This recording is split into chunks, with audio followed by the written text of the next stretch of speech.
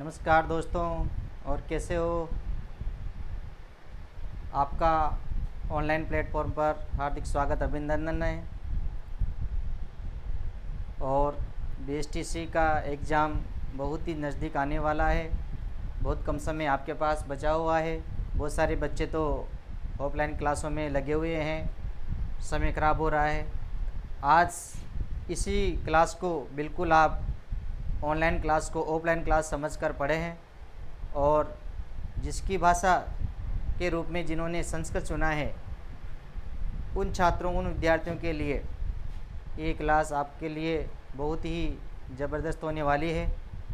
और आज हम एक ऐसे टॉपिक का अध्ययन करने जा रहे हैं जहाँ से अधिकतर 5 से 7 क्वेश्चन, और बीएसटीसी के लिए माने तो 2 से 3 क्वेश्चन निश्चित रूप से यहाँ से आपके एग्ज़ाम में आते हैं। और वे ऐसी क्लास अपन देखेंगे जो बिल्कुल आपके लिए सरल और समझने की दृष्टि से बहुत ही महत्वपूर्ण क्लास होने वाली है। देखिए दोस्तों, आज की जो क्लास है वो है अपनी कौन सी क्लास? प्रत्ययों की क्लास। कौन सी क्लास? प्रत्यय। आज की जो क्लास है उस क्लास की टॉपिक का नाम है प्रत्यय।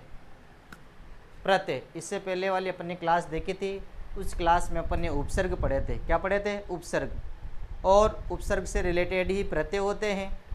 अंतर इतना सा होता है कि उपसर्ग पहले लगते हैं और प्रत्यय बाद में लगते हैं। लेकिन जब प्रत्यय से क्वेश्चन आता है तो ऑप्शन दे करके बहुत सारे बच्चे कन्फ्यूज हो जाते हैं कि इसमें कौन सा प्रत्यय सही होगा। हम आपके सामने एक ऐसे ट्रिक्स लेके आ रहे हैं, ऐसे समय की सारणी लेके आ रहे हैं जिनसे आपको कहीं बहुत सारे नियम होते हैं, बहुत सारे सूत्र होते हैं इस टॉपिक के अंदर। लेकिन आज की क्लास आपके लिए कारगर साबित होगी। क्यों? क्योंकि हम आपको बिल्कुल सरल और सिंपल सी भाषा में आपको समझाने जा रहे हैं। तो आप अपनी नोटबुक उठा लीजिए और बिल्कुल आप समझ के और उसमें नोट कर कीजिए। आपकी जो क्लास है वो आपके लिए बहुत ही जानदार होने वाली है। तो आज का अपना टॉपिक है क्या? प्रत्यय। देखिए दोस्तों, प्रत्यय का अगर अपन विश्लेषण करते हैं, प्रकृति प्रत्यय निकालते हैं, अगर इसका यूँ कहते हैं पद विच्छेद करते हैं, पदच्छेद करते हैं इसका, तो यहाँ पर प्रति प्लस अय,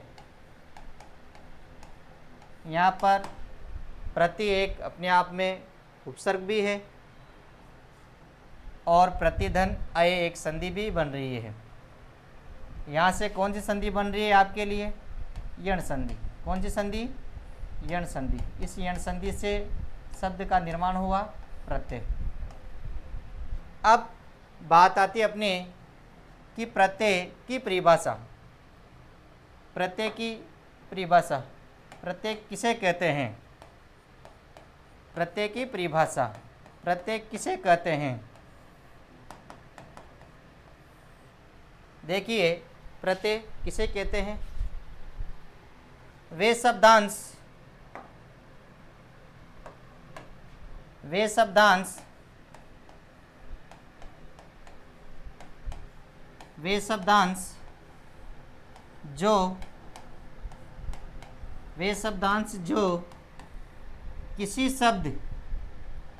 जो किसी भी शब्द,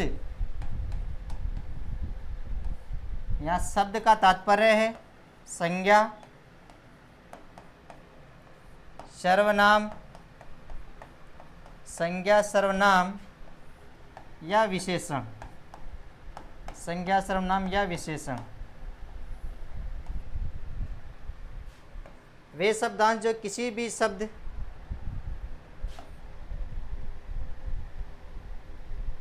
व धातु या क्रिया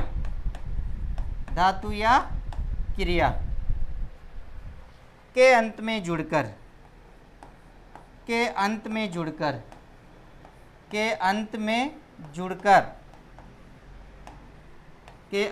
जुड़कर उस शब्द का उस शब्द का अर्थ परिवर्तित कर देता है, अर्थ परिवर्तित कर देते हैं।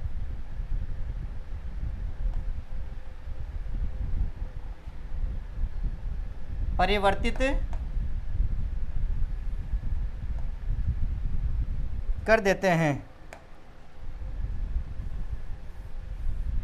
उस शब्द का अर्थ परिवर्तित कर देते हैं।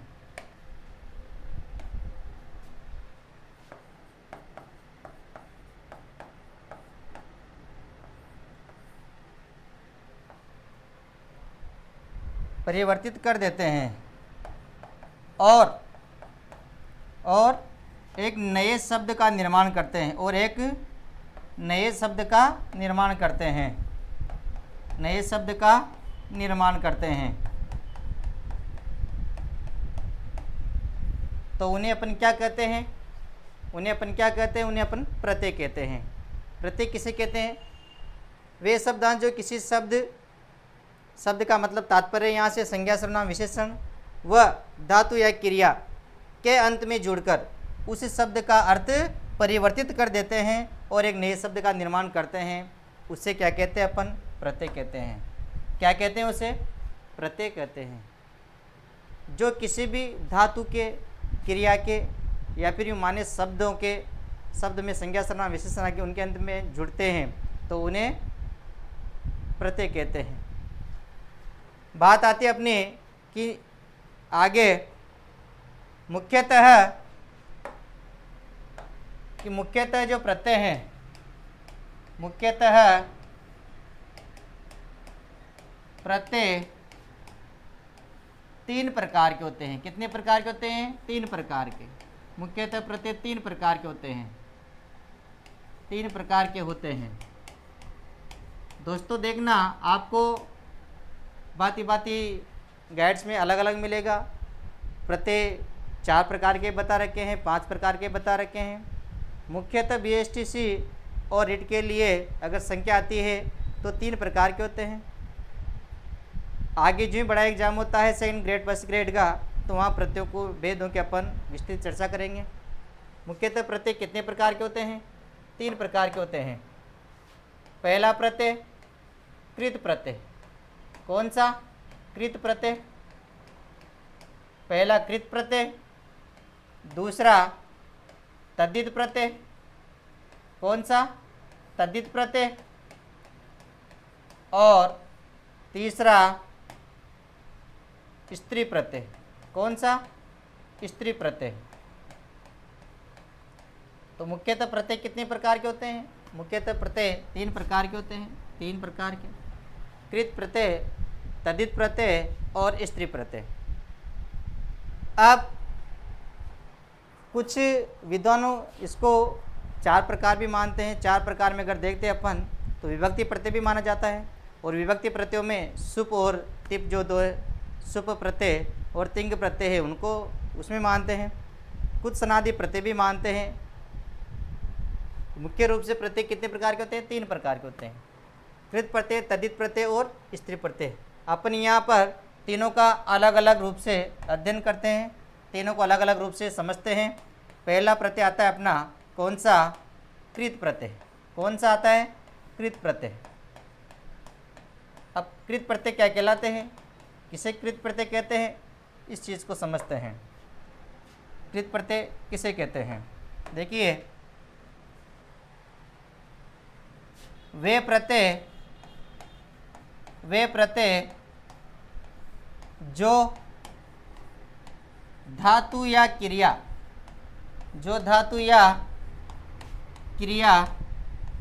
के लगते हैं। वे प्रत्यय जो धातु या क्रिया के लगते हैं, उन्हें क्या कहते हैं अपन? कृत प्रत्यय कहते हैं। क्या कहते हैं? कृत प्रत्यय कहते हैं। उन्हें कृत प्रत्यय कहते हैं।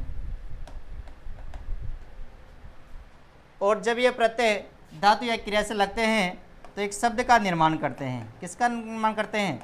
एक शब्द का निर्माण करते हैं। और जब शब्द का निर्माण करते हैं तो प्रत्यय से बनने वाले शब्दों को क्या कहा जाता है? कृदंत कहते हैं। प्रत्ययों से बनने वाले शब्दों को कृदंत कहते हैं। क्या कहते हैं? कृदंत कहते हैं। तो दोस्तों याद रखना, इनको कृत प्रत्यय को क्या कहा जाता है? कृदंत प्रत्यय भी कहा जाता है। तो वे प्रत्यय जो धातु क्रिया से लगते हैं। अब पहले बता दिया कि प्रत्यय अंत में लगते हैं, तो निश्चित रूप से धातु क्रिया के अंत में लगेंगे। तो धातु क्रिया से लगते हैं उन्हें कृत प्रत्यय कहते हैं। और जब कृत प्रत्यय लगते हैं तो एक शब्द का निर्माण होता है। शब्द का निर्माण होता है तो इस बनने वाली जो शब्द है उनको क्या कहते हैं? कृदंत कहते हैं। क्या कहते हैं? कृदंत कहते हैं। अब कृदंत से संबंधित अपन कुछ उदाहरण देखते हैं कि जैसे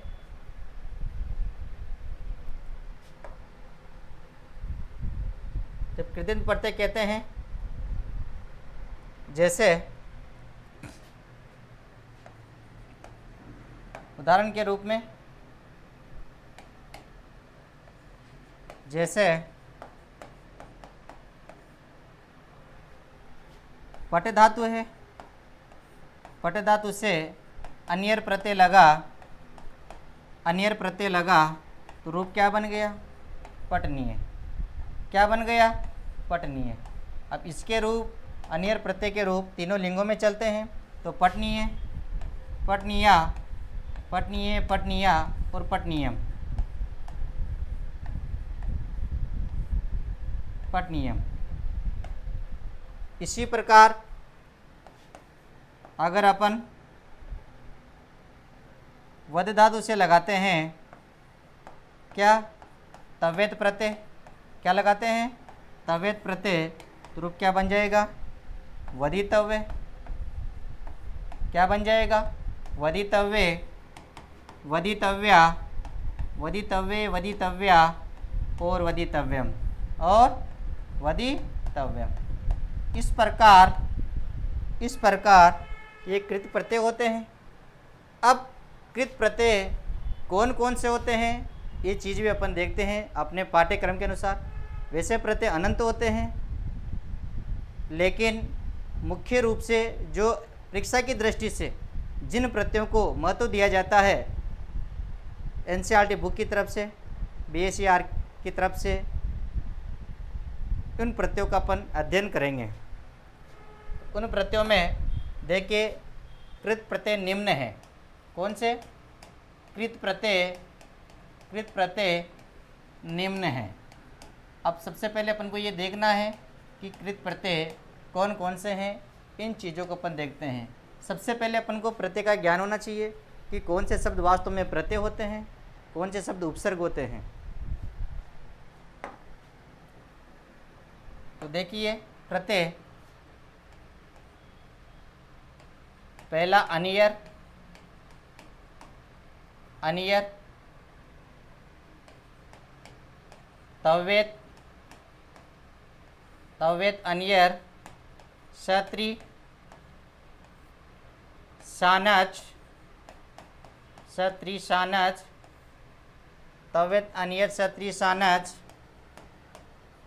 कत, कतवतु, कत कतवतु, कत कतवतु, तुमुन, कत कतवतु, तुमुन, यत, यत, णयत, यत ण्यत, यत ण्यत कैप, अन्यर तव्य क्षत्रि शानच कत कतवतु तुमुन यत ण्यत कैप, कैप,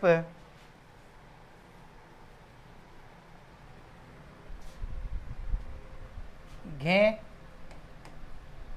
घे, तेन, घेक तेन, ल्योट, ल्योट, णुल, ल्योट णुल, ल्योट णुल,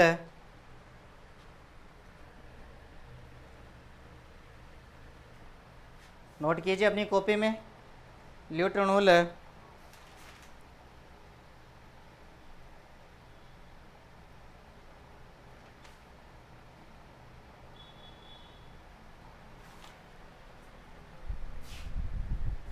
त्रिच इत्यादि कुछ प्रत्यय हैं जो एग्जाम की दृष्टि से इन प्रत्ययों का अध्ययन करना बताया जाता है।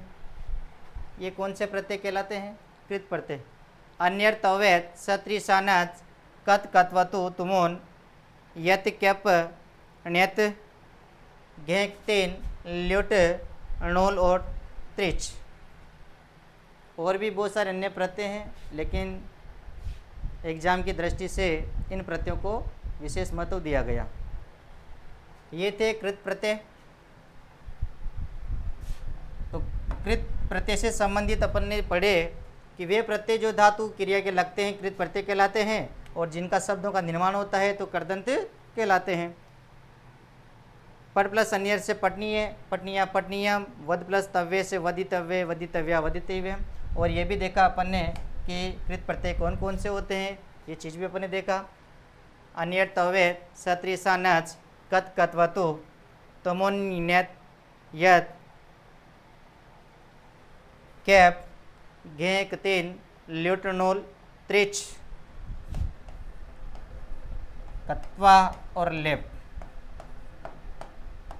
ये मुख्यतः प्रत्यय होते हैं।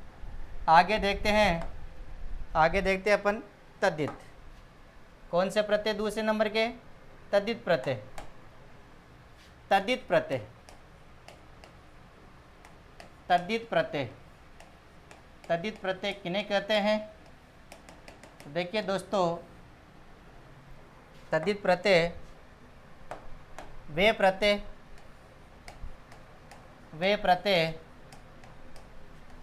जो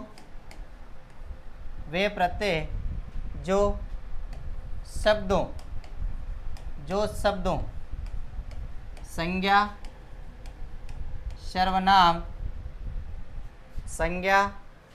सर्वनाम, विशेषण, संज्ञा सर्वनाम विशेषण, प्रातिपदिक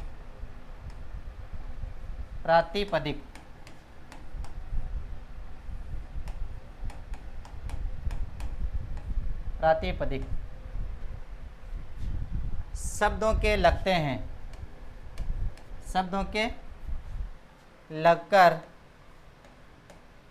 लगते हैं, उन्हें हम क्या कहते हैं? तद्धित प्रत्यय कहते हैं। क्या कहते हैं? तद्धित प्रत्यय कहते हैं। और तद्धित प्रत्यय से बनने वाले शब्दों को क्या कहते हैं? तद्धितांत कहते हैं। क्या कहते हैं? तद्धितांत कहते हैं। तद्धित प्रत्यय से बनने वाले शब्दों को क्या कहा जाता है? तद्धितांत प्रत्यय कहा जाता है।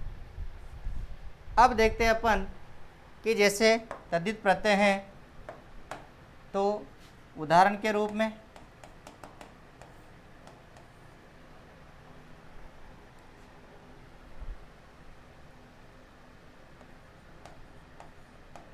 पटु प्लस तरप प्रत्यय, तो रूप क्या बन गया?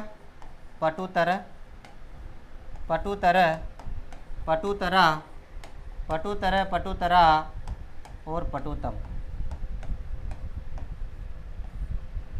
इसी प्रकार तल प्रत्यय लगाते हैं अपन। क्या? तल प्रत्यय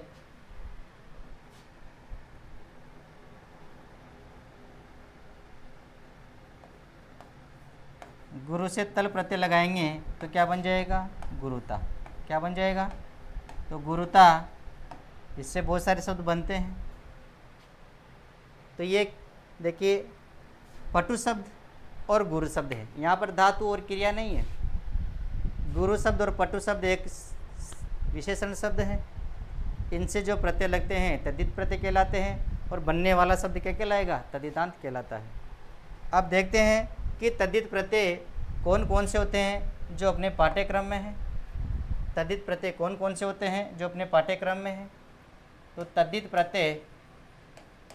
प्रत्यय निम्न है। तद्धित प्रत्यय निम्न है। अब उन तद्धित प्रत्ययों में अपन संख्या देखेंगे। इससे पहले अभी तक अगर आपने नोट नहीं किया हो तो तद्धित प्रत्यय की परिभाषा उदाहरण को नोट कर लीजिएगा।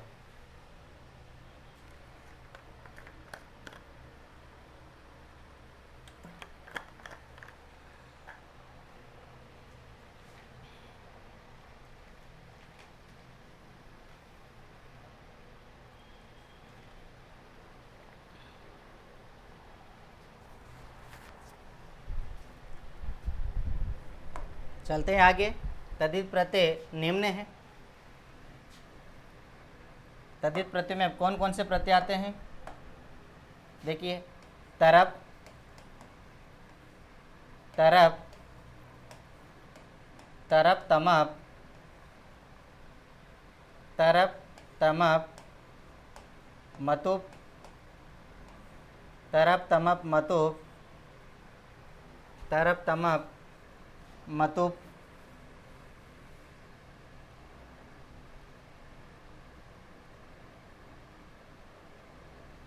मतुप और ठन, ठन, ठन लिखते जाइए, अपनी कॉपी में नोट करते जाइए।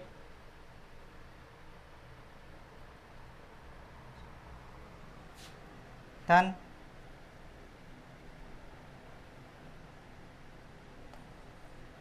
तल, तल, तहसील, तहसील, त्रल, थाल, त्रल थाल,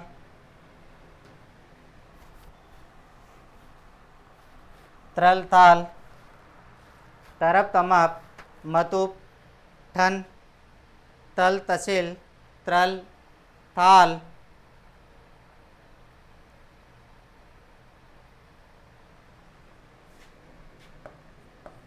इनी और एक आता है घ प्रत्यय। कौन सा? घ प्रत्यय। ये मुख्यतः 10 प्रत्यय हैं जो अपने पाठ्यक्रम के अनुसार तहसील प्रत्यय के रूप अपने पाठ्यक्रम के अनुसार कुछ तद्धित प्रत्यय हैं। इसी प्रकार देखते हैं अपन स्त्री प्रत्यय। क्या? स्त्री प्रत्यय। स्त्री प्रत्यय किसे कहते हैं? स्त्री प्रत्यय किसे कहते हैं?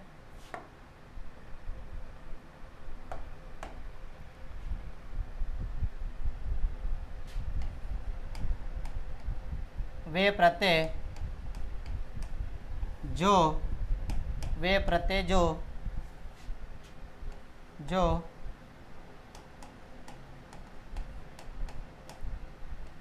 पुल्लिंग शब्दों को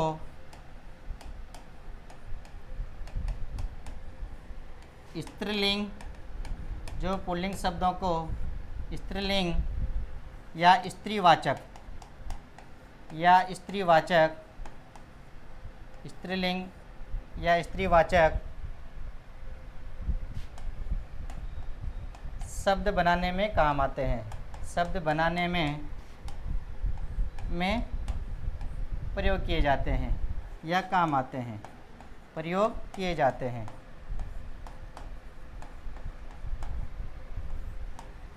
इन्हें क्या कहते हैं? स्त्री प्रत्यय कहते हैं। क्या कहते हैं? स्त्री प्रत्यय कहते हैं।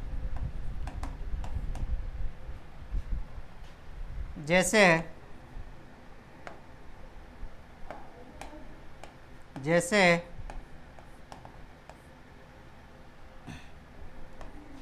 चटक प्लस टाप क्या बन गया? चटका। क्या बन गया? चटका। कुमार प्लस कुमार प्लस ङीप, कुमार प्लस ङीप बराबर कुमारी। तो पुल्लिंग शब्दों को स्त्रीलिंग बनाने में जिन प्रत्ययों का प्रयोग किया जाता है उन्हें क्या कहते हैं? स्त्री प्रत्यय कहते हैं। क्या कहते हैं? स्त्री प्रत्यय कहते हैं। कुछ स्त्री प्रत्यय निम्न हैं, कुछ स्त्री प्रत्यय निम्न हैं, जिनको अपन देखते हैं कौन कौन से वे स्त्री प्रत्यय हैं।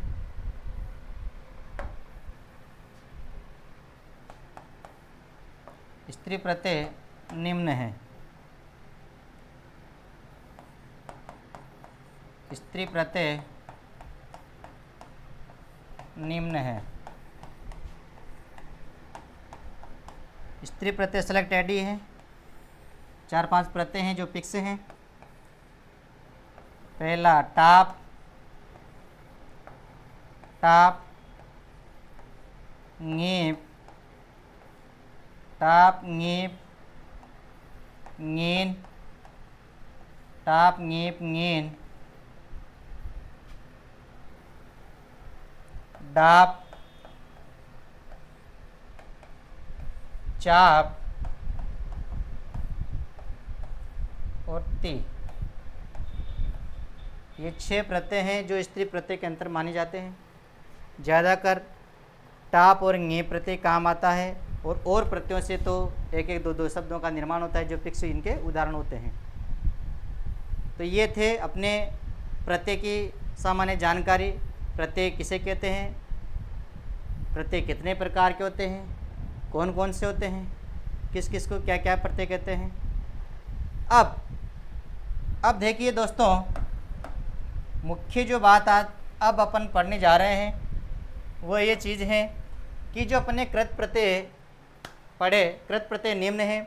इन कृत प्रत्ययों से संबंधित अगर कोई प्रश्न अगर अपने आता है, कोई उदाहरण आता है, तो इन सभी में अपन सारे नियम, सारे सूत्र नहीं पढ़ सकते हैं और पढ़ेंगे। अतः है एक संक्षिप्त रूप में, स्मार्ट अध्ययन के रूप में, एक सार के रूप में मैं आपके सामने एक टेबल के माध्यम से पूरे के पूरे कृत प्रत्यय, तद्धित प्रत्यय और स्त्री प्रत्यय जो अपन गहन अध्ययन करते हैं,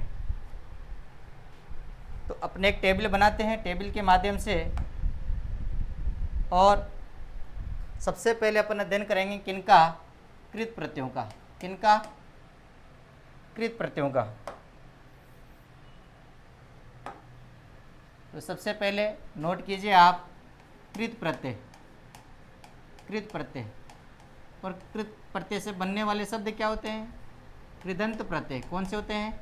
कृदंत प्रत्यय, उनको कृदंत कहते हैं।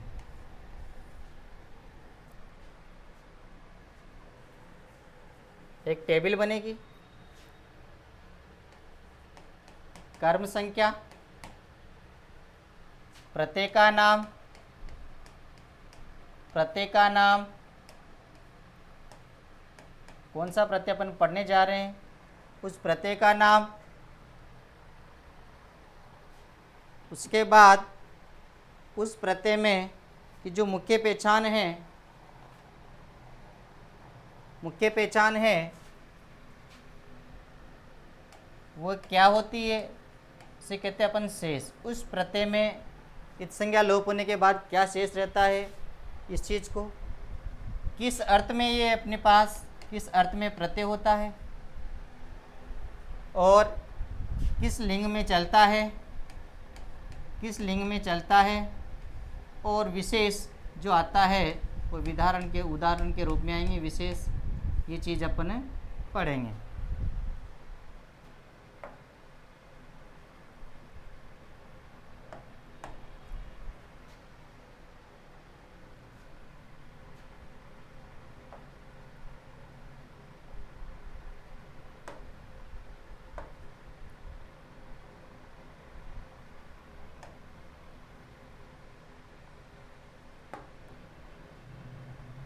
चलते हैं आगे।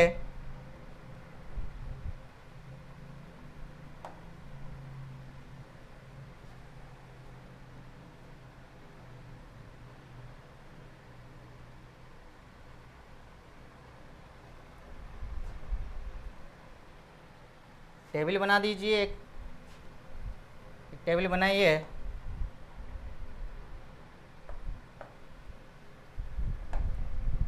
उस टेबल के माध्यम से हम प्रत्ययों का अध्ययन करेंगे।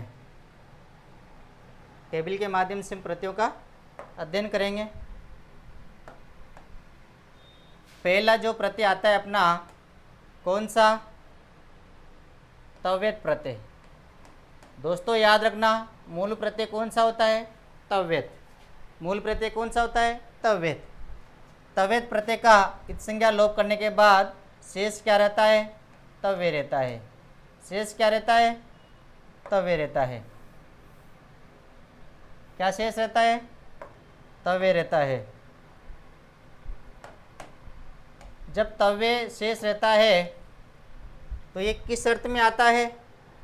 ये आता है आपके चाहिए अर्थ में। किस अर्थ में आता है? चाहिए अर्थ में। और ये किन में चलता है? ये तीनों लिंगों में चलता है। किस में चलता है? तीनों लिंगों में। तीनों लिंगों में इसके रूप चलते हैं। सबसे बड़ी बात इसमें है कि जब तीनों लिंगों में चलता है तो इसके तीनों लिंगों में क्या क्या आएगा? तव्य, तव्या और तव्यम। तव्य, तव्या और तव्यम, ये तीनों चीज़ें आपको पुल्लिंग, स्त्रीलिंग और नपुंसकलिंग में मिलेगी। किसी भी शब्द के अंत में तव्य, तव्या और तव्य मिल जाता है। पता है आपको, कृत प्रत्यय पढ़ने जा रहे हैं तो सभी किसके लगेंगे? धातुओं से। तो देखते अपन, जैसे अपने पास एक पट धातु है, पट धातु से तव्यत प्रत्यय लगाया अपन ने, तव्यत प्रत्यय लगाया तो रूप क्या बनेगा? तो रूप क्या बनेगा? देखिए, पटितव्य, पटितव्य, पटितव्य, पटितव्या और पटितव्यम और पटितव्यम। अब मुख्य बात अपनी ये आती है कि एग्जाम की दृष्टि से क्वेश्चन किस प्रकार पूछा जाता है। आपको या तो वो पट प्लस तव्यत प्रत्यय देगा, पट प्लस तव्यत से बनने वाला शब्द क्या बनेगा वो ऑप्शन देगा, पटितव्य, पटितव्या, पटितव्य में से एक देगा। तीनों लिंगों में चलता है ये, पुल्लिंग में पटितव्य, स्त्रीलिंग में पटितव्या और नपुंसकलिंग में पटितव्यम। तो अपन को ये बताना है कि पटितव्य अगर वो क्वेश्चन में देते हैं तो पटितव्य इति पदे क प्रत्यय अस्ति। तो याद रखना, पटितव्य में मूल जो प्रत्यय होता है वह तव्यत प्रत्यय होता है। कौन सा होता है? तव्यत प्रत्यय। तो पटितव्य शब्द में कौन सा प्रत्यय है? तव्यत प्रत्यय। तो अपन को तव्यत प्रत्यय ही लगाना है। इसी प्रकार आगे देखते हैं। दूसरे नंबर पे आता है अपना कौन सा प्रत्यय? वो आता है अनियर प्रत्यय। कौन सा? अनियर प्रत्यय। अनियर प्रत्यय में भी, अनियर प्रत्यय में क्या शेष रहता है? तो अनिय रहता है। क्या रहता है? अनिय। और इसके भी रूप तीनों लिंगों में चलता है। जब तीनों लिंगों में चलता है तो क्या बनेगा? अनिये, अनिया, अनिया और अनियम। अनिये, अनिया, अनियम, इस प्रकार इसके रूप आपको प्राप्त होंगे। ये भी किस अर्थ में है? तो ये भी किस अर्थ में है? तो ये भी चाहिए अर्थ में आता है। किस अर्थ में आता है? चाहिए अर्थ में। और ये भी तीनों लिंगों में चलता है।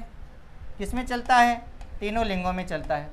जब तीनों लिंगों में चलेगा तो इसके उदाहरण के रूप में देखते हैं अपन, वद धातु है, वद धातु से अनियर प्रत्यय लगा, अनियर प्रत्यय लगा तो रूप क्या बन गया? क्या बन गया? वदनीय। क्या बन गया? वदनीय, वदनीया, वदनीय, वदनीया और वदनीयम और वदनीयम। इस प्रकार ध्यान रखना, वदनीय शब्द में वद मूल धातु है और अनियर प्रत्यय है। तो अनिये, अनिया, अनियम तीनों लिंगों में चलता है। तीनों प्रकार के शब्द आपको मिलेंगे।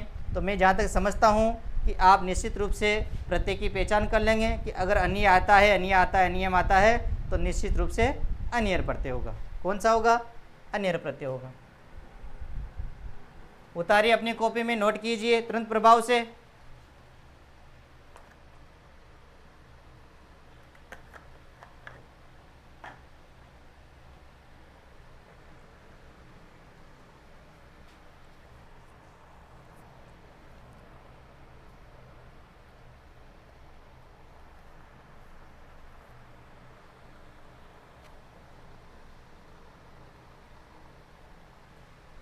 अगला प्रत्यय आता है आपके कौन सा? क्षत्रिय प्रत्यय। कौन सा? क्षत्रिय प्रत्यय। क्षत्रिय प्रत्यय में शेष क्या रहता है? तो क्षत्रिय प्रत्यय में शेष रहता है री की इत संज्ञा लोप होने के बाद, स की संज्ञा लोप होने के बाद अत शेष रहता है। क्या रहता है? अत। जो अत शेष रहता है और ये किस अर्थ में? हुआ या हुए अर्थ में चलता है। किस अर्थ में? हुआ या हुए अर्थ में, या हुए अर्थ में चलता है।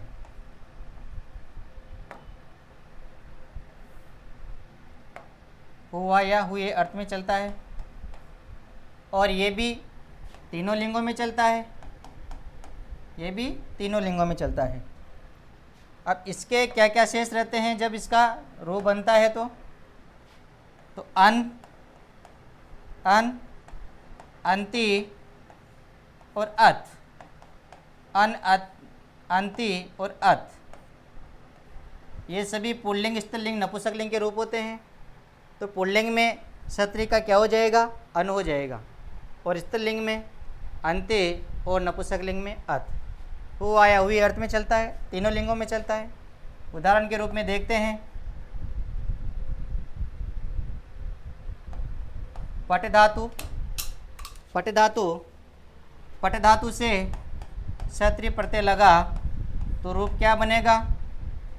पटन। पुल्लिंग में पटन, स्त्रीलिंग में पटंती, पटन, पटंती और पटत। दोस्तों यहाँ ध्यान रखना, ज़्यादातर पुल्लिंग का रूप पूछा जाता है। पटन इति पदे क प्रत्यय अस्ति, तो पटन इति पदे क्षत्रिय प्रत्यय अस्ति। क्षत्रिय प्रत्यय ध्यान रखना, क्षत्रिय जो प्रत्यय है वह केवल कौन सी धातु में लगता है? प्रश्नमेय पद धातु में लगता है। किसमें? प्रश्नमेय पद धातु में लगता है। इससे रिलेटेड एक प्रत्यय नेक्स्ट पढ़ेंगे अपना आएगा, वो है सानच प्रत्यय, जो आत्मनेपद धातु में लगता है। तो प्रश्नमेय पद में लगने वाला प्रत्यय कौन सा है? क्षत्रिय प्रत्यय। कौन सा प्रत्यय? क्षत्रिय प्रत्यय। ये भी तीनों लिंगों में चलता है। हुआ या हुए, पढ़ते हुए या पढ़ती हुई या पढ़ते हुए, इस अर्थ में लगता है। नेक्स्ट चलते हैं सानच। कौन सा? सानच प्रत्यय।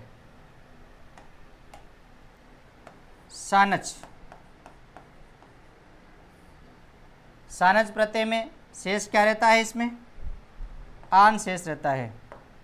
क्या शेष रहता है? आन शेष रहता है। आन क्या शेष रहता है? आन शेष रहता है। और ये भी हुआ या हुए अर्थ में चलता है। हुआ या हुए अर्थ में चलता है और ये भी तीनों लिंगों में चलता है। किन में चलता है? तीनों लिंगों में चलता है। अब इसके जब रूप बनाते हैं तो रूप बनाते समय क्या होता है? रूप बनाते समय वान और मान हो जाता है। क्या हो जाता है? मान और वान। रूप बनाते समय मान और वान हो जाता है। तो अपन को ये याद रखना है, सानच वान मान, सानच वान मान। कैसे? देखिए, सेव धातु है, सेव धातु से सानच प्रत्यय लगा तो रूप क्या बन गया? सेवमानः,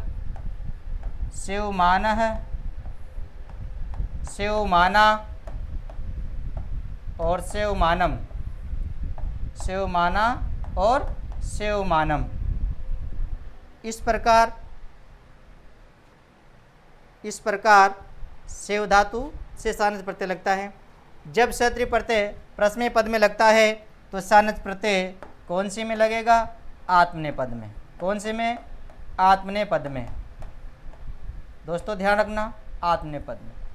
एक प्रत्यय तद्धित प्रत्यय में और आएगा अपने पास, मतु प्रत्यय, जिसका संबंध भी वान मान से होता है, लेकिन वह तद्धित प्रत्यय होने के कारण शब्दों में लगता है। इस कारण वहाँ पर थोड़ा अंतर अपन देखेंगे कि ये अगर सेव मान आ रहा है तो कृदंत प्रत्यय है, और वहाँ जब अपन मतु प्रत्यय पढ़ेंगे तो वह तद्धित प्रत्यय से संबंधित आएगा। नोट कीजिए अपनी कॉपी में। फिर नेक्स्ट चलते हैं अपन अगले प्रत्यय के लिए।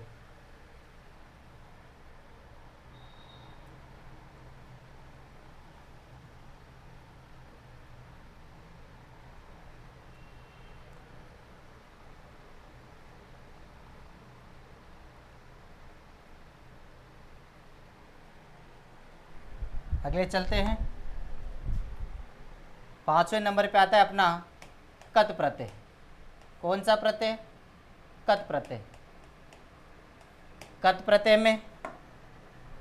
प्रत्यय में क्या शेष रहता है? त शेष रहता है। क्या शेष रहता है? त।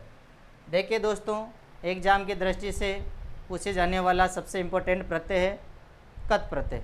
कौन सा प्रत्यय? कत प्रत्यय। और कत प्रत्यय में त तो शेष रहता है, लेकिन भिन्न भिन्न सूत्रों से इसके रूप अलग अलग होते हैं।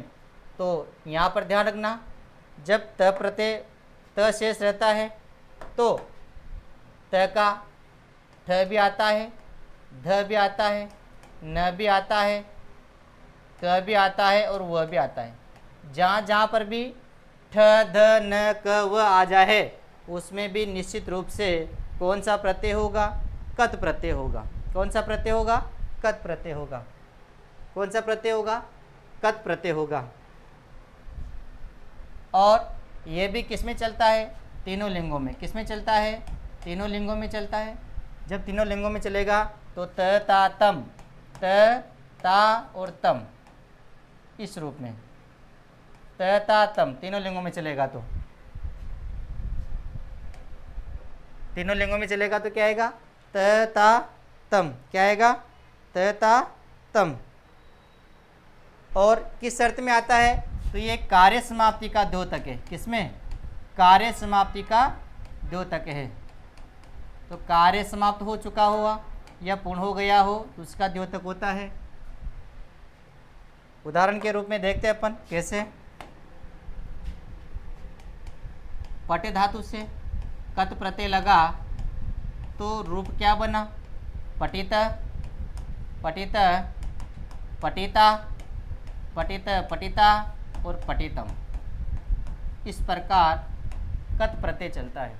पटित, पटिता, पटितम, इस प्रकार कत प्रत्यय चलता है। पटित, पटिता, पटितम तीनों लिंगों में चलता है कत प्रत्यय। नेक्स्ट आता है कौन सा?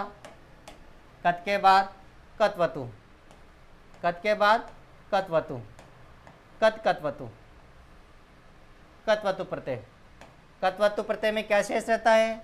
त्वत शेष रहता है। क्या शेष रहता है? त्वत। ये भी तीनों लिंगों में चलता है। तो वही त्वत, त्वान, त्वति और त्वत। त्वान, त्वति, त्वत तीनों लिंगों में चलता है। किस में चलता है? तीनों लिंगों में चलता है। ये भी कार्य समाप्ति का द्योतक है।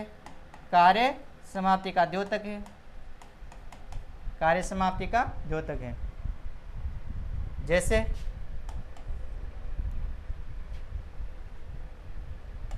पट धातु से कतवतु प्रत्यय लगेगा तो रूप क्या बन जाएगा? पटित, पटितवान। क्या बनेगा? पटितवान, पटितवती, पटितवान, पटितवती, पटितवान, पटितवती, पटितवती और पटितवत और पटितवत। इस प्रकार पिछले 2-3 एग्जाम में कत्वतु प्रत्यय से रिलेटेड पर्सन आया था, पठित्वा नीति पदे क प्रत्यय। तो बच्चे बहुत सारे कंफ्यूज होते हैं, सानस लगा देते हैं, मतुब लगा देते हैं। तो देखिए पठित्वान में कौन सा प्रत्यय है? कत्वतु प्रत्यय। कौन सा प्रत्यय है? कत्वतु प्रत्यय। तो कत्वतु जितने भी प्रत्यय पढ़े अपन ने अभी, तवेत, तवेत, अनियर, तवेत, अनियर, सत्री, सानच, कत्वतु, कत्वतु। नोट कर लीजिए अपनी नोटबुक में। आगे चलते हैं, आगे चलते हैं।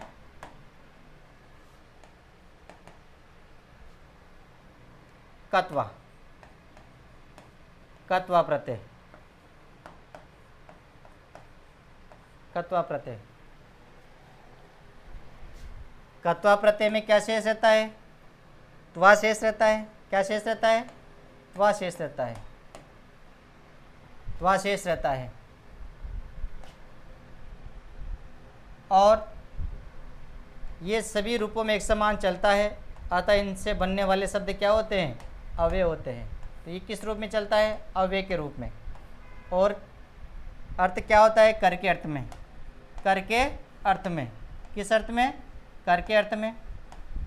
सभी रूपों में चलता है, मतलब अव्यय रूप, सभी लिंगों में एक समान रहने वाला अव्यय रूप। तो कत्वा प्रत्यय से बनने वाले शब्द अव्यय होते हैं। इस चीज़ को अपन बाद में भी नोट कर लेंगे। त्वा शेष रहता है, जैसे गम धातु प्लस कत्वा प्रत्यय, क्या हो गया? गत्वा। क्या हो गया? गत्वा। पट धातु प्लस कत्वा प्रत्यय, क्या हो गया? पठित्वा। क्या हो गया? पढ़ करके, जा करके, पढ़ करके। अव्यय के रूप में कत्वा प्रत्यय। त्वा शेष रहता है कर के अर्थ में। जहाँ जहाँ पे भी आपको त्वा मिलता है, त्वा मिलता है, वहाँ पर निश्चित रूप से कत्वा प्रत्यय होगा। नेक्स्ट लेप प्रत्यय। लेप, लेप में क्या शेष रहता है? ए शेष रहता है। क्या रहता है? ए। यह भी किस अर्थ में चलता है? कर के अर्थ में, कार्य को करके, कर के अर्थ में चलता है। इससे बनने वाले शब्द भी क्या होते हैं? अव्यय। इसलिए सभी रूपों में ये भी एक समान चलता है, सभी रूपों में एक समान चलता है। और नोट करना, लेप प्रत्यय की पहचान है कि जब लेप प्रत्यय लगेगा तो प्रत्यय से पहले, प्रत्यय से पूर्व क्या लगता है? उपसर्ग। क्या लगता है? उपसर्ग। तो निश्चित रूप से जब लेप प्रत्यय आएगा तो लेप प्रत्यय से पहले उपसर्ग का प्रयोग होगा, उपसर्ग प्रयोग होगा। लेप प्रत्यय का प्रयोग होगा कब? जब पहले निश्चित रूप से क्या होगा? उपसर्ग होगा। जैसे आंग, आंग उपसर्ग प्लस धा धातु प्लस लेप प्रत्यय, रूप क्या बन गया? आदाय। क्या बन गया? आदाय। इस प्रकार लेप प्रत्यय से पहले क्या होगा?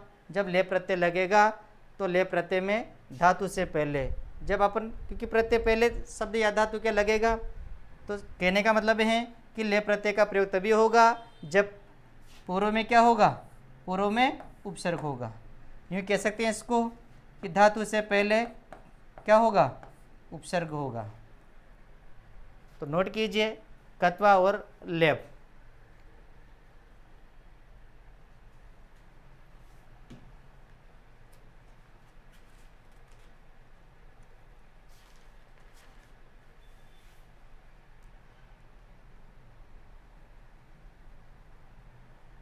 चलते हैं आगे चलते हैं। अगला प्रत्यय 9 नंबर पे देखते हैं। 9 नंबर पे णुल प्रत्यय। कौन सा? णुल प्रत्यय। णुल प्रत्यय, णुल प्रत्यय में शेष क्या रहता है? णुल प्रत्यय में शेष क्या रहता है? ऊ शेष रहता है। क्या शेष रहता है? ऊ शेष रहता है। और एक सूत्र आता है युवार नाको से उस ऊ को अक आदेश हो जाता है। क्या हो जाता है? अक आदेश। तो जितने भी शब्द आएंगे जो भी शब्द बनेंगे वो अक से ही बनेंगे। तो अक, अक, अका, अकम, अक, अका, अकम, इसका मतलब ये प्रत्यय भी तीनों लिंगों में चलता है। किस में चलता है? तीनों लिंगों में। किस में चलता है? तीनों लिंगों में चलता है। और किस अर्थ में? किस अर्थ में? तो ये वाला अर्थ में आता है। किस अर्थ में आता है? वाला अर्थ में। किस अर्थ में आता है? वाला अर्थ में। अब वाला अर्थ में आता है तो अपन इसके एग्जाम्पल देखते हैं।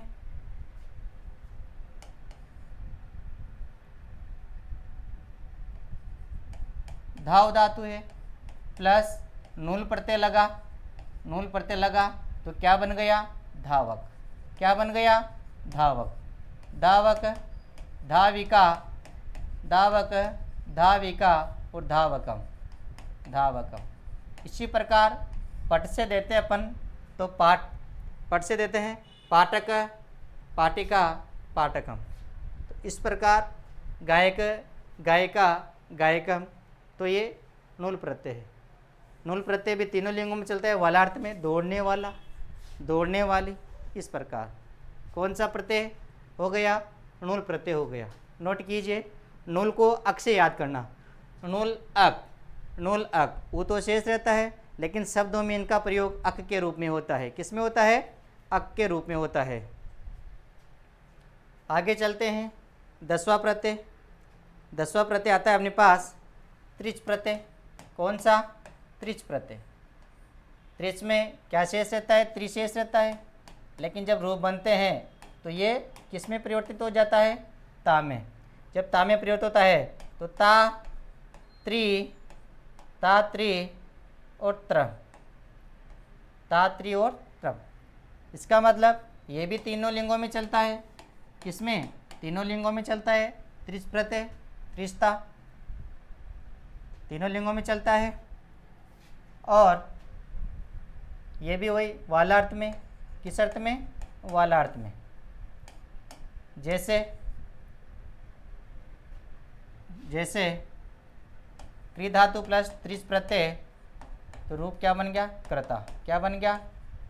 कर्ता, कर्त्री, कर्ता, कर्त्री और कर्त्रम।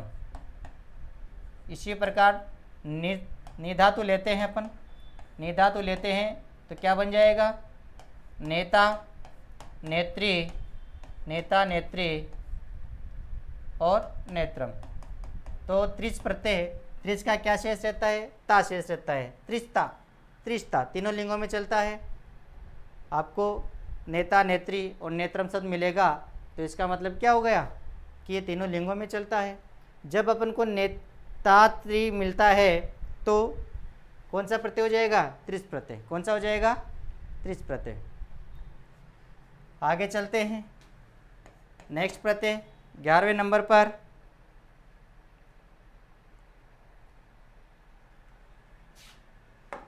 बहुत इंपॉर्टेंट प्रत्यय हैं और बहुत अच्छी पहचान भी है। तुमुन प्रत्यय। कौन सा प्रत्यय? तुमुन प्रत्यय। कौन सा प्रत्यय? तुमुन। क्या शेष रहता है? तुम ही शेष रहता है। क्या शेष रहता है? तुम। जब तुम शेष रहता है, अब ये तुम याद रखना, तुमुन प्रत्यय से बनने वाले सब अव्यय होते हैं। जब अव्यय होते हैं तो ये सभी रूपों में एक समान चलता है, सभी लिंगों में एक समान चलेगा। और किस अर्थ में? के लिए अर्थ में। किस अर्थ में? के लिए अर्थ में। किस अर्थ में? के लिए अर्थ में चलता है। जैसे पट, पट प्लस तुमुन प्रत्यय, रूप एक ही बनेगा, वो बनेगा पटितुम। क्या बनेगा? पटितुम। तो दोस्तों याद रखना, तुम नज़र आ रहा है, तुम नज़र आ रहा है तो मूल प्रत्यय कौन सा हो जाएगा? तुमुन प्रत्यय। इसी प्रकार गम धातु से लगाएंगे, गम प्लस तुमुन तो क्या हो जाएगा? गंतुम। क्या हो जाएगा? गंतुम। जाने के लिए, पढ़ने के लिए, जाने के लिए, पढ़ने के लिए। ये था अपना तुमुन प्रत्यय, तुमुन प्रत्यय। नोट कीजिए। नेक्स्ट आता है 12वें नंबर पर। 12वें नंबर पर आता है अपना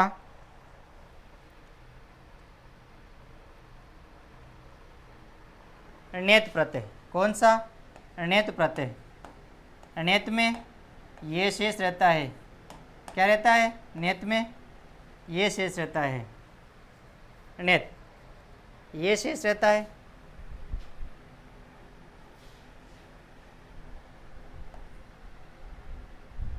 और ये भी जो नेत प्रत्यय होता है, ये नेत प्रत्यय भी तीनों लिंगों में चलता है, तीनों लिंगों में चलता है। किस में चलता है, तीनों लिंगों में।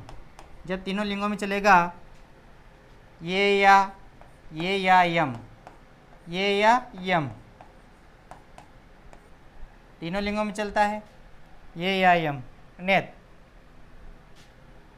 और ये चलता है भाववाचक, भाव के अर्थ में। किस अर्थ में, भाव के अर्थ में।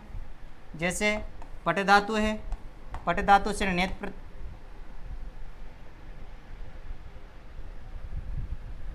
पट धातु है, पट से नेत प्रत्यय लगा तो रूप बन गया पाठ्य। क्या बन गया, पाठ्य।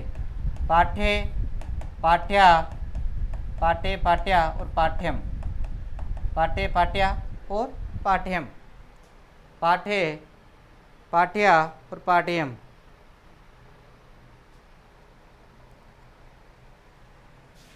इसका ध्यान रखना, अधिकतर जो नेत प्रत्यय लगता है वह रिकारांत धातु में लगता है। किस में लगता है, रिकारांत, अधिकतर रिकारांत धातु में लगता है। क्योंकि यत और नेत में समझौता किया है। यहाँ पर यत प्रत्यय सौरांत लगता है, नेत प्रत्यय हलंतांत लगता है। लेकिन यहाँ पर यत प्रत्यय में एक व्यंजन वर्ग लिया है, प वर्ग, तो यहाँ पर भी एक स्वर दे दिया री, इसलिए रिकारांत धातु में लगता है। तो रिकारांत धातु में देखते हैं अपन। तो ये जैसे मान लो क्रि धातु है, क्रि धातु से नेत लगा तो क्या बन गया, कार्य। क्या अर्थ बन गया, कार्य, कार्या और कार्यम, कार्य, कार्या और कार्यम। तो नेत, नेत, नेत में ये शेष रहता है ये या यम, कार्य, कार्या, कार्यम। नेक्स्ट अगला प्रत्यय देखते हैं, यत। कौन सा, यत, 13वें नंबर पर। कौन सा, यत प्रत्यय। कौन सा, यत। यत प्रत्यय में भी ये शेष रहता है। क्या शेष रहता है, ये भी तीनों लिंगों में चलता है। तो ये या यम, ये या यम तीनों लिंगों में चलता है यत। और ये भी किसमें, योग्य भाव अर्थ में चलता है, योग्यतार्थ में, योग्य भाव अर्थ में। और जैसे ची धातु है, ची धातु से यत प्रत्यय लगा तो रूप बना क्या, चेय, चेय, चेया, चेय, चेया और चेयम। कुछ धातु ऐसी होती है, कुछ स्वर ऐसे होते हैं जिसमें दीर्घ आदेश, गुणादेश, वृद्धि आदेश, संप्रसारण संज्ञा, इस आधार पर ये रूप बनते हैं। और यत प्रत्यय यत्र नेत में है कि यत प्रत्यय ज़्यादातर कहाँ लगता है, सवरांत धातुओं से। कहाँ लगता है, सवरांत धातुओं से, सवरांत धातुओं से लगता है, जिसमें कह सकते हैं अचोयत। कहाँ से, अचोयत। यत प्रत्यय ज़्यादातर अचो में लगता है। इससे पूर्व वाला पढ़ा अपन ने नेत, जो रिहलो नेत, रिकारांत धातु और हलंत धातु से लगता है। नेक्स्ट देखते हैं अगला प्रत्यय अपन। अगला प्रत्यय है यत नेत कैप। कौन सा, कैप प्रत्यय। कैप में भी क्या शेष रहता है, ये शेष रहता है। क्या शेष रहता है, ये शेष रहता है कैप में। यह भी तीनों लिंगों में चलता है। किस में चलता है, तीनों लिंगों में चलता है। जब तीनों लिंगों में चलेगा तो ये या यम, ये या यम। और इसमें पिक्स 6 धातुएं हैं, 6 धातुएं हैं जो एक सूत्र से 6 धातुएं हैं। उन्हीं 6 धातुओं में कैप प्रत्यय लगता है। यदि स्तु सास जुस दृक कैप, यदि स्तु सास यदि स्तु सास द्रिजुस कैप, इन धातुओं में ये प्रत्यय लगता है कैप प्रत्यय। इन धातु, स्तु धातु, सास धातु, द्रि धातु, जुस धातु। यदि स्तु सास, यदि स्तु सास वृद्रिजस कैप, एक और आती है वृ धातु। इन 6 शब्दों में ही, 6 धातुओं में ये कैप प्रत्यय लगता है। जैसे सास धातु है, कैप प्रत्यय लगेगा तो रूप बनेगा क्या? शिष्य। क्या बनेगा? शिष्य, शिष्या, शिष्य, शिष्या, शिष्यम। दोस्तों याद रखना, शिष्य शब्द अपने आप में, शिष्य शब्द में कौन सा प्रत्यय है? तो कैप प्रत्यय है। कौन सा प्रत्यय है? कैप प्रत्यय। तो यहाँ पर इन धातु, स्त धातु, सास धातु, वृ धातु, वृ, द्रि और जुस, इन सभी से मुख्य रूप से 6 प्रत्ययों में, 6 धातुओं में कैप प्रत्यय लगता है। ये भी तीनों लिंगों में चलता है। ये शेष रहता है। आगे की क्लास में अपन जहाँ जहाँ ये शेष रहता है उन तीनों का भी विश्लेषण करेंगे, अनेक प्रकार से अध्ययन करेंगे। नेक्स्ट प्रत्यय आता है अपना अगला, यत् से संबंधित तीनों प्रत्यय कंप्लीट।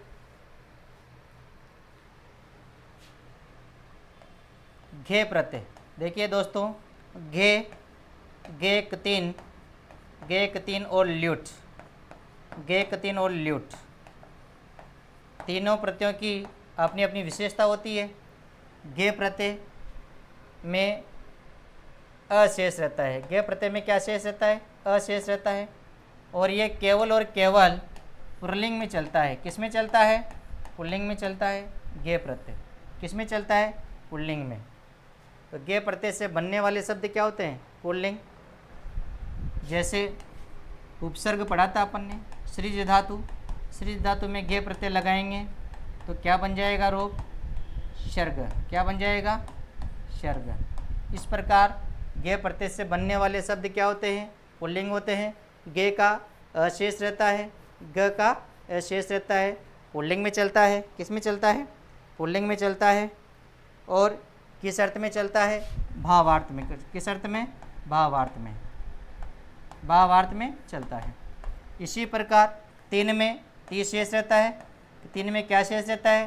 ती शेष रहता है। ये किस में चलता है? ये स्त्रीलिंग में चलता है। किस में चलता है? स्त्रीलिंग में। किस में चलता है? स्त्रीलिंग में। तो कतीन प्रत्यय से बनने वाले सब स्त्रीलिंग होते हैं। ये भी भावार्थ में चलता है। किस अर्थ में चलता है? भावार्थ में चलता है। भावार्थ में। और तीन जब प्रत्यय लगता है किसी भी धातु से तो बनने वाला शब्द क्या होता है? बनने वाला शब्द स्त्रीलिंग होता है। जैसे गम धातु है प्लस गम धातु से तीन प्रत्यय लगा तो क्या बन गया? गति। क्या बन गया? गति। गति। तो इस प्रकार तीन में ती शेष रहता है। कि तीन में क्या शेष रहता है? ती शेष रहता है। क्या शेष रहता है? ती शेष रहता है। अंतिम प्रत्यय है ल्यूट प्रत्यय। ल्यूट में क्या शेष रहता है? यू शेष रहता है। Lewd you. यू का क्या आदेश होता है? अनादेश। यू और नाकु सूत्र से अनादेश होता है। और ये जो प्रत्यय है ये नपुंसकलिंग में चलता है। किस में चलता है? नपुंसकलिंग में। तो इससे बनने वाले शब्द क्या होते हैं? नपुंसकलिंग होते हैं। ये भी भावार्थ में चलता है। और यू प्रत्यय, ल्यूट प्रत्यय से बनने वाले शब्द नपुंसकलिंग होते हैं। इस प्रकार देखिए, पट धातु प्लस ल्यूट प्रत्यय लग गया। ल्यूट लग गया तो रूप क्या बन गया? पटनम। क्या बन गया? पटनम, वदनम, चलनम, भोजनम इत्यादि। ये सभी ये कृत प्रत्यय हैं। अपन ने 17 प्रत्यय देखे और लगभग इन प्रत्ययों से रिलेटेड अगर कोई क्वेश्चन आता है तो निश्चित रूप से अब अपनी एक समेकित सारणी के रूप में कृत प्रत्ययों का समावेश कर सकते हैं और अपनी इनके उदाहरण निकाल सकते हैं। कृत प्रत्यय। नेक्स्ट चलते हैं। अब आते हैं आपके तद्धित प्रत्यय। कौन से प्रत्यय? तद्धित प्रत्यय। कौन से प्रत्यय? तद्धित प्रत्यय। तो तद्धित प्रत्यय को भी अपन इसी प्रकार टेबल बनाएंगे और इसी प्रकार इन शब्दों को भी देखेंगे। तद्धित प्रत्यय। तद्धित प्रत्यय में पहला प्रत्यय आता है आपका कौन सा? तरप। तरप और तमप दोनों प्रत्यय, तरप और तमप। अब तरप प्रत्यय का शेष क्या रहता है? तरप प्रत्यय का शेष तर रहता है। क्या रहता है? तर। लेकिन ये जब तीनों लिंगों में चलता है, किस में चलता है? तीनों लिंगों में चलता है। जब तीनों लिंगों में चलता है तो रूप क्या बनेंगे? तरह, तरा और तरम। तरह, तरा, तरम। इस प्रकार तरह, तरा, तरम तीनों लिंगों में चलता है तो तरह, तरा, तरम। और विशेष बात इसमें यह है कि जब तरह प्रत्यय का प्रयोग होता है तो दो व्यक्तियों या दो वस्तुओं की तुलना की जाती है। दो व्यक्ति या दो वस्तुओं की तुलना की जाती है। किसमें? जब तरह प्रत्यय का प्रयोग होता है तो दो व्यक्ति या दो वस्तुओं की तुलना की जाती है। इस अर्थ में तरह प्रत्यय लगता है। किसी के भी जैसे अब अपन लघु शब्द है, लघु प्लस तरह प्रत्यय लगाएंगे तो क्या बन जाएगा? लघु तरह, लघु तरह, लघु तरह, लघु तरा, लघु तरा और लघु तरफ। इस प्रकार अपन तरह प्रत्यय का प्रयोग करते हैं। याद रखना, तरफ का प्रत्यय में र संज्ञा लोप होने के बाद मूल प्रत्यय तरफ होता है, शेष क्या रहता है? तर। तर, तरा, तरम। तो कोई जिस भी शब्द के अंत में तर आ जाता है तो तरफ प्रत्यय होगा। इसी प्रकार तम प्रत्यय चलता है। कौन सा चलता है? तम प्रत्यय चलता है। तमप में भी क्या शेष रहता है? तम रहता है। लेकिन ये भी तीनों लिंगों में चलने के कारण तमह, तमह, तमा और तमम। तमह, तमा, तमम, तमह, तमा, तमम। ये भी तीनों लिंगों में चलता है। किस में चलता है? तीनों लिंगों में चलता है। लेकिन यहाँ विशेष बात यह है कि किस अर्थ में होता है? तो ये होता है किस अर्थ में? ये होता है जो समूह शब्द होते हैं, समूहवाचक। समूह में से, किस में से? समूह में से एक को चुनना। समूह में से एक का चुनना या चुनाव करने पर तम प्रत्यय का प्रयोग किया जाता है। तम प्रत्यय का प्रयोग किया जाता है। देखिए उदाहरण के रूप में, उदाहरण अगर अपन देखते हैं उदाहरण के रूप में तो श्रेष्ठ शब्द है, श्रेष्ठ प्लस तमप, तो क्या हो गया? श्रेष्ठतम, श्रेष्ठतमा, श्रेष्ठतमा, श्रेष्ठतमा, श्रेष्ठतमा और श्रेष्ठतम, श्रेष्ठतमम। इस प्रकार तमा प्रत्यय लगता है। इस प्रकार तम प्रत्यय लगता है। तो तरप, तमप। इसके बाद अगला प्रत्यय आता है आपके कौन सा? मतु प्रत्यय। कौन सा? मतु प्रत्यय। तो मतु प्रत्यय से समझाने से पहले आप इनको दोनों को नोट कर लीजिए।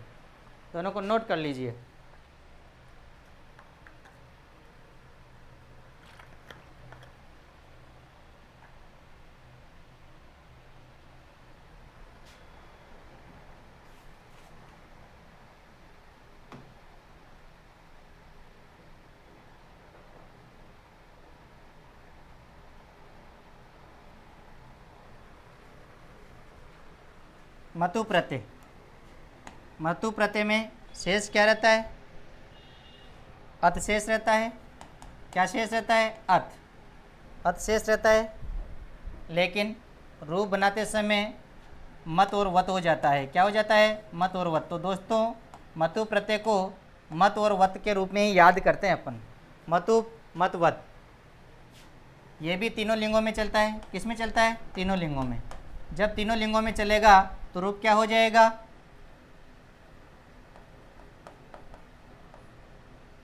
मान, माना, मानम। मान, मति और मत। इसी प्रकार वान, वति और वत। इस प्रकार आपके रूप मिलेंगे। तीनों लिंगों में चलता है मतु प्रत्यय। जैसे गुण शब्द है, गुण प्लस मतुप लग गया तो रूप क्या बन गया? गुणवान। क्या बन गया? गुणवान। गुणवान, गुणवती, गुणवान, गुणवती और गुणवत, गुणवान, गुणवते और गुणवत। इसी प्रकार बुद्धि शब्द लगाएंगे तो बुद्धिमान, बुद्धि से अगर अपन उदाहरण बनाते हैं बुद्धि प्लस मतु से तो क्या बन जाएगा, बुद्धिमान, बुद्धिमान, बुद्धिमते, बुद्धिमते और बुद्धिमत, और बुद्धिमत, और क्या बन जाएगा, बुद्धिमत।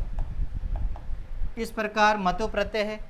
अब सानस प्रत्यय भी आया था वहाँ पर कृदंत प्रत्यय में, यहाँ मतु प्रत्यय है, वहाँ पे भी वान मान नजर आता है। तो देखो सानस प्रत्यय में पहले बात तो धातु से लगता है और आत्मनेपद से लगता है, और वहाँ धातु के जब लगता है तो पुल्लिंग शब्द में वहाँ विसर्ग लगता है। दूसरी चीज़ यहाँ अपने पास गुण एक शब्द है, बहुत डिफरेंस है देखने के बाद। तो गुणवान, गुणवती, बुद्धिमान, बुद्धिमती। तो मैं समझता हूँ कोई कन्फ्यूज आपके मतु और सानस प्रत्यय में नहीं होगा। नेक्स्ट प्रत्यय आता है तल प्रत्यय। कौन सा, तल प्रत्यय। तल प्रत्यय कौन सा, तल प्रत्यय बहुत इंपॉर्टेंट प्रत्यय है। तल प्रत्यय, तल का शेष क्या रहता है, त, लेकिन ये स्त्रीलिंग में चलने के कारण इसका रूप ता हो जाता है। तो अपन को तल ताय के रूप में याद करना है। किस रूप में याद करना है, तल और ता के रूप में ही याद करना है। तलता के रूप में याद करना है। किस रूप में चलता है, स्त्रीलिंग में। किस में चलता है, स्त्रीलिंग में। तो तल प्रत्यय से बनने वाले शब्द क्या होते हैं, स्त्रीलिंग में चलते हैं। क्या होते हैं, तल प्रत्यय से बनने वाले शब्द स्त्रीलिंग होते हैं। क्या होते हैं, स्त्रीलिंग। भाव अर्थ में होता है। किस अर्थ में होता है, भाव अर्थ में होता है, भाव अर्थ में होता है। जैसे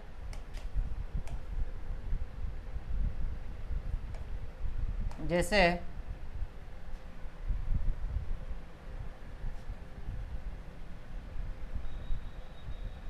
जड़ प्लस तल प्रत्यय क्या बन गया, जड़ता। इसी प्रकार मानव प्लस तल प्रत्यय तो क्या बन गया, मानवता, मानवता। इसी प्रकार देव प्लस तल प्रत्यय तो क्या बन गया, देवता।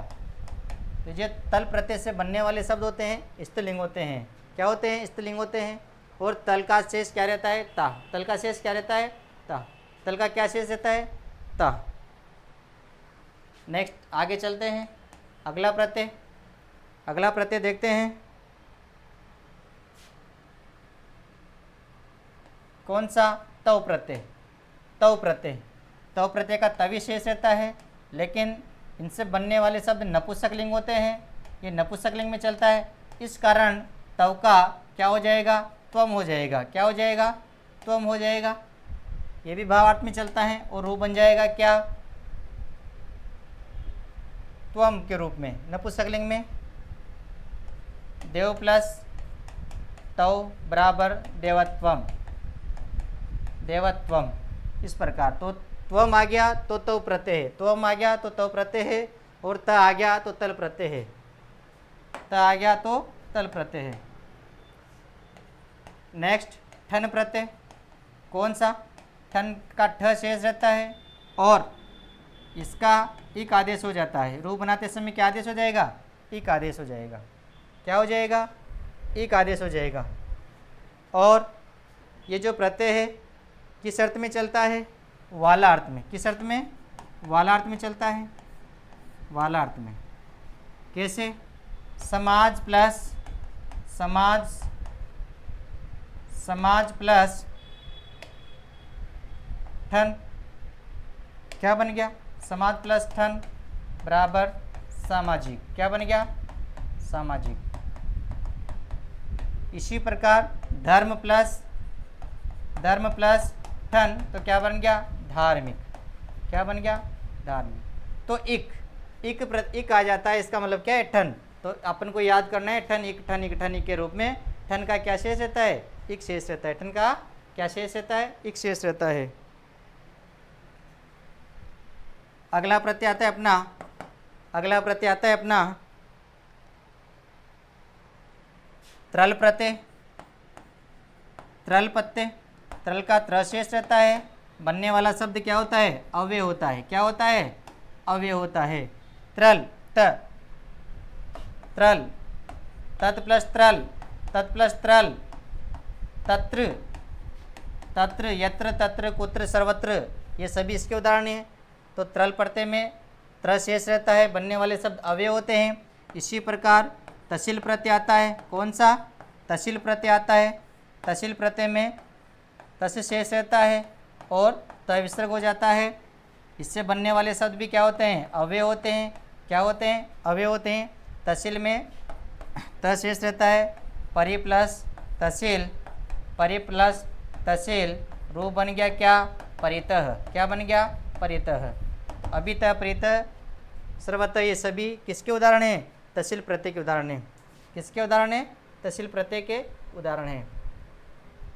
इस प्रकार नेक्स्ट आता है, तहसील के बाद नेक्स्ट प्रत्यय आता है थाल प्रत्यय। थाल प्रत्यय में भी क्या शेष रहता है? था शेष रहता है। क्या? इससे बनने वाले शब्द भी अव्यय होते हैं, अपने आप में अव्यय हैं। तो तत् प्लस थाल, तत् प्लस थाल, तो क्या रूप बन जाएगा? तथा। क्या बन जाएगा? तथा। यत प्लस थाल, यथा, यत प्लस थाल, यथा, तो यथा, तथा, ये भी अपने आप में अव्यय हैं। तो ताल प्रत्यय से बनने वाले शब्द भी क्या होते हैं? अव्यय होते हैं। एक बहुत इंपॉर्टेंट प्रत्यय आता है घ प्रत्यय। कौन सा प्रत्यय? घ प्रत्यय। कौन सा प्रत्यय? घ प्रत्यय। घ प्रत्यय में घ का ई आदेश हो जाता है, घ का ई आदेश हो जाता है और ई आदेश हो जाता है। इसका एक शब्द आता है राष्ट्र प्लस घ प्रत्यय, तो बराबर क्या बना? राष्ट्रीय। क्या शब्द बन गया? राष्ट्रीय। तो दोस्तों याद रखना, राष्ट्रीय अगर उदाहरण आ जाता है तो राष्ट्रीय पद में कौन सा प्रत्यय है? तो घ प्रत्यय है। राष्ट्र प्लस घ। ये थे लगभग आपके 10 प्रत्यय जो थे वह तद्धित प्रत्यय थे। कौन से प्रत्यय थे? तद्धित प्रत्यय। नेक्स्ट भाग बताया था अपन ने कौन सा? स्त्री प्रत्यय। कौन सा? स्त्री प्रत्यय। कौन सा? स्त्री प्रत्यय। स्त्री प्रत्यय पुल्लिंग शब्दों को स्त्रीलिंग बनाएंगे, स्त्रीलिंग वाचक बनाएंगे। उनमें पहला आता है टाप प्रत्यय। पहला आता है टाप प्रत्यय। टाप का क्या शेष रहता है? आशेष रहता है। आशेष रहता है। और ये स्त्री शब्द बने तो स्त्री शब्द बनेगा तो टाप में जैसे अपन चटक शब्द है, चटक प्लस टाप, क्या बन गया? चटका। क्या बन गया? चटका। एडक प्लस टाप, एडक प्लस टाप, एडक प्लस टाप बराबर एडका। एडका। चटक का मतलब, चटका का मतलब चिड़िया, एडका का मतलब मेंढका। और टाप के बाद दूसरा आता है अपना, टाप के बाद दूसरा प्रत्यय आता है इसका ङीस, ङीप। ई शेष रहता है। क्या शेष रहता है? ई शेष रहता है। और ई शेष रहता है तो जैसे कुमार शब्द है, कुमार शब्द को स्त्रीलिंग बनाएंगे तो ङीप प्रत्यय लगाएंगे, ङीप लगाएंगे तो रूप क्या बन जाएगा? कुमारी बन जाएगा। क्या बन जाएगा? कुमारी बन जाएगा। तो ज़्यादातर टाप और ङीप प्रत्यय के उदाहरण हैं। कुछ प्रत्यय फिक्स हैं, जैसे डाप प्रत्यय है। डाप प्रत्यय में भी आशेष रहता है। क्या रहता है? आ। जब आशेष रहता है तो इसका एक ही शब्द आता है। कौन सा? सीमन प्लस, सीमन प्लस डाप और बराबर सीमा। क्या बनता है? सीमा। फिक्स उदाहरण इसका है। इसी प्रकार एक आता है अपने पास चाप प्रत्यय। चाप का भी आशेष रहता है, चाप का भी आशेष रहता है और इसका भी एक उदाहरण आता है सूर्य प्लस, सूर्य प्लस चाप, सूर्य प्लस चाप बराबर सूर्या, बराबर सूर्या। इसी प्रकार टाप, ङीप, एक आता है ङेन। कौन सा? ङेन। ङेन का ई शेष रहता है, ई शेष रहता है। जैसे नर प्लस ङेन है और रूप क्या बन जाता है? नारी। क्या बन जाता है? नारी। दीर्घ ए। और अंतिम आता है अपना ती प्रत्यय। कौन सा? ती प्रत्यय। ती प्रत्यय, ती का ती शेष रहता है, ती का ती शेष रहता है। इसका एक शब्द आता है युवन प्लस ती, युवन प्लस ती और बराबर क्या बनता है? युवती बराबर क्या बनता है, युवती। युवती बराबर क्या बनता है, युवती। तो मैं समझता हूँ कि डाप प्रत्यय का भी पिक्स उदाहरण है, चाप का पिक्स उदाहरण है, यौवन का पिक्स उदाहरण है, इनके पिक्स उदाहरण यही है। और कुछ उदाहरण और आते हैं जिनसे रिलेटेड होते हैं। तो कर्दंत प्रत्यय, तद्धित प्रत्यय और स्त्री प्रत्यय, तीनों प्रत्यय की अपने समेकित एक टेबल देखी। इस टेबल को अगर आप गहन अध्ययन करेंगे तो आपको ज़्यादा उदाहरण पढ़ने की आवश्यकता नहीं है, ज़्यादा नियम पढ़ने की आवश्यकता नहीं है। और आप निश्चित रूप से अपने पेपर में जो क्वेश्चन आएंगे उन क्वेश्चन को आप सोल्व कर सकते हैं, उन क्वेश्चन क्या कर सकते हैं, सोल्व कर सकते हैं। और अपना जो टॉपिक है उसको मजबूत कर सकते हैं। और ज़्यादा से ज़्यादा इसके उदाहरण आप तैयार कीजिए, इसके उदाहरण तैयार कीजिए। और मैं समझता हूँ कि जहाँ तक जितना मैंने आपको देने की कोशिश की है वो पूरा आपने ग्रहण करने का प्रयास करोगे। मैं थोड़ा सा इसको एक बार और रिपीट कर देता हूँ, टेबल को हल की एक बार टेबल को रिपीट कर देता हूँ। कौन कौन सा किस रूप में अपने लिए इम्पोर्टेंट होता है। कृत प्रत्यय में कोई दिक्कत नहीं है, तद्धित प्रत्यय, तद्धित प्रत्यय, और इसके बाद तद्धित प्रत्यय, ज्ञ प्रत्यय याद रखना, कठिन प्रत्यय याद रखना, ल्युट प्रत्यय अपने आप में एक शब्द बनते हैं, इनसे अपने आप में एक शब्द बनते हैं। तो ज्ञ, तीन और ल्युट, ज्ञ, कठिन और ल्युट। इसके बाद एक मतु प्रत्यय को भी ध्यान रखना, मतु प्रत्यय को यहाँ से भी आपके क्वेश्चन आते हैं, मतु प्रत्यय को। इसके बाद एक बहुत इम्पोर्टेंट तल प्रत्यय, कौन सा, तल प्रत्यय। और ये राष्ट्रीय ज्ञ प्रत्यय वाला बहुत कम बच्चे इस क्वेश्चन को कर सकते हैं। ज्ञ प्रत्यय का ये शेष रहता है, क्या रहता है, ये शेष रहता है। और राष्ट्र प्लस ज्ञ बराबर राष्ट्रीय, राष्ट्रीय। इसी प्रकार स्त्री प्रत्यय थे, स्त्री प्रत्यय हैं, ये इनका मैंने समेकित सारणी आपको बताई।